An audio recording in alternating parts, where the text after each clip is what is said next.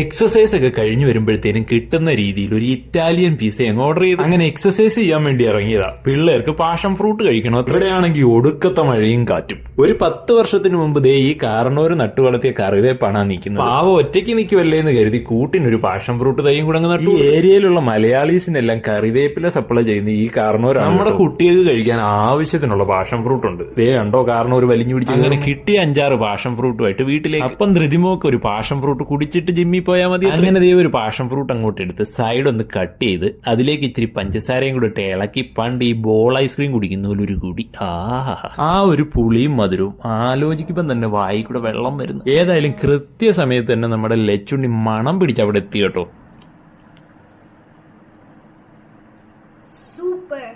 Passion ഫ്രൂട്ടിന്റെ പുളി തലയ്ക്ക് പിടിച്ചാണോ എന്നറിയത്തില്ല. അതേ കാരണം ഒരു വെറുപ്പീര് തുടങ്ങി. അങ്ങനെ നമ്മുടെ ചെറിയ രീതിയിലുള്ള എക്സസൈസ് ഒക്കെ കഴിഞ്ഞ് വീട്ടിൽ ചെന്നൊന്ന് ഫ്രഷ് ആയി കഴിഞ്ഞപ്പോഴത്തേനും കൃത്യസമയത്ത് നമ്മുടെ ഇറ്റാലിയൻ പിസയും എത്തി. നമ്മുടെ പിള്ളേരുടെ ഫേവറേറ്റ് ഐറ്റം ആണ് കേട്ടോ ഈ ഇറ്റാലിയൻ പിസ. പിസയുടെ കാര്യത്തിൽ കാരണവരും ഒട്ടും മോശമല്ല കേട്ടോ.